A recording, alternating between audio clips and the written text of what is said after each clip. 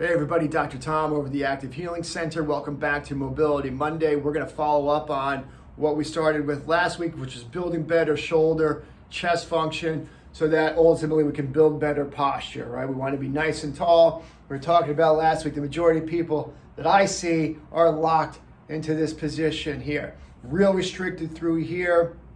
The shoulders aren't allowed to function properly. So we did hit three main components when we talk mobility, right? The three main components is decreasing restriction. So we can use a tool, a vibration or percussion tool to hit into these chest muscles, opening that restriction up, or a tennis ball, a peanut up against the wall, hitting into those muscles in there, decreasing restriction, allowing those muscles to start to move in a better manner. Second component was after we release it, now we want to stretch it, open it up. So stretch out those muscles. We went into a door, use a pole, get those arms up, and start to just easy stretching of those chest muscles. We hold these stretches for 30 to 40 seconds.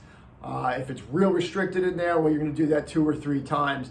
Third component was after we released it and stretch it, now we want to reset the brain, reset your nervous system. So we add the motion, the actual movement here. We talked about wall slides, getting up against the wall, nice and tight, squeezing those shoulder blades. We're doing that 15, 20, 25 times. And that's how we start to retrain how all these muscles and joints are moving in your body.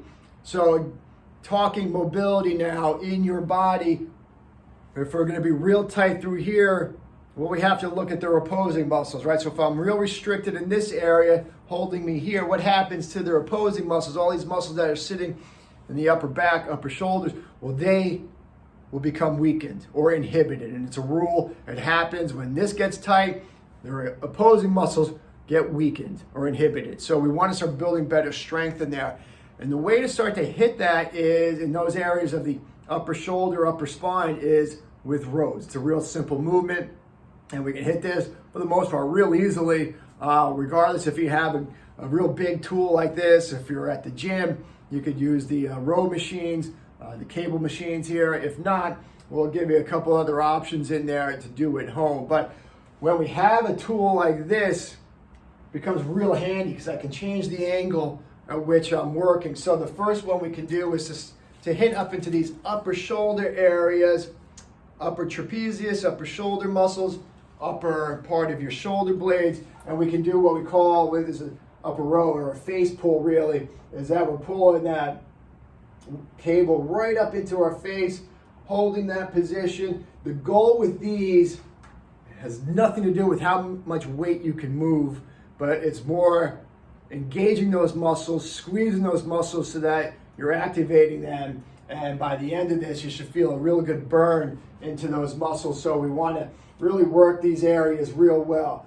And we're going to do this 12 times. We can do it a few sets, 12 times, really squeezing those muscles. And then we're going to drop this down. So now I can hit a little bit more into the mid-shoulder blade area. Drop that apparatus down. And now we're doing a row right into the mid-chest, hitting right in between those mid-shoulder blade areas. Again, same thing. We do that a few sets, 12 times. Third way we can hit this now is to drop it down even a little bit lower. We're going to do this like a low row, and that hits into these lower trapezius muscles. So if you see people who have that chicken wing going on in there, what happens is those muscles have lost their ability to engage into the shoulder girdle, and it allows that shoulder blade to start to jut out. So we want those shoulder blades to sit nice and snug and move and glide right over your rib cage, and that allows for proper shoulder function.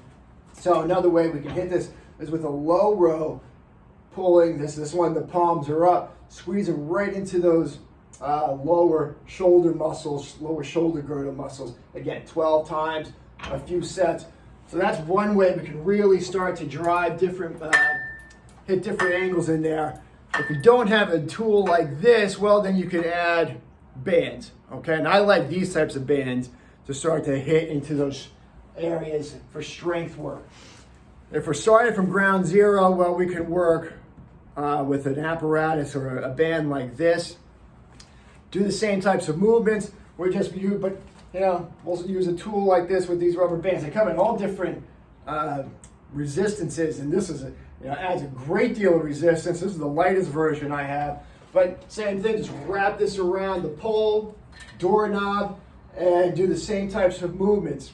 Certainly might be a little more restrictive in the different angles you can hit, but if you have a pole, you can play around with the angles as well. Just hit it, just put it up a little higher. We're working that high pole, go mid shoulder blade, right into there. We can go low shoulder blade, right in through here. Same different types of motions there.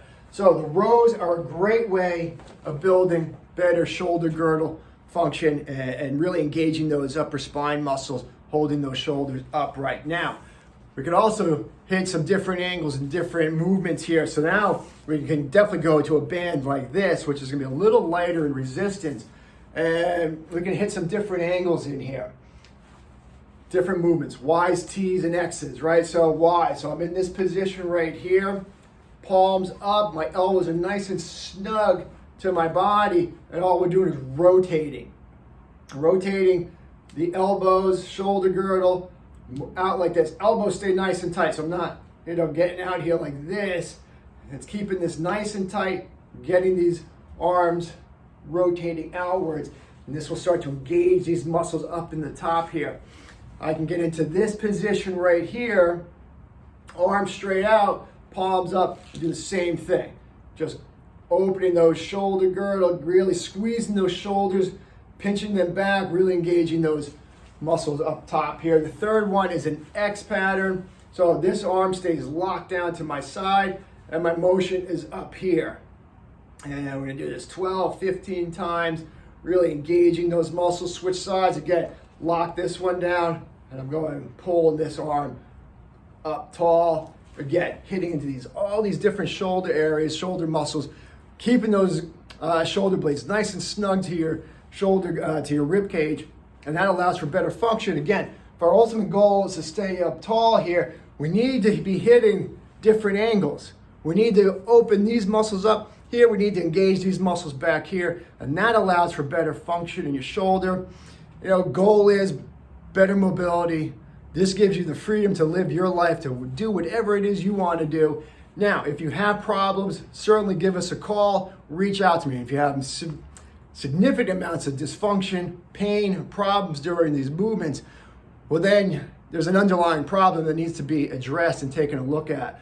And that's what we're here for. Give us a call. If it's something that I can't help you with, we have some great docs out there that we can refer you to. If you have a real significant shoulder problem or tears into your muscle tissue, rotator cuff problems, well, that needs to be addressed and take a look at. So give us a call if you have any problems. We're here to help, but let's get moving. Take care.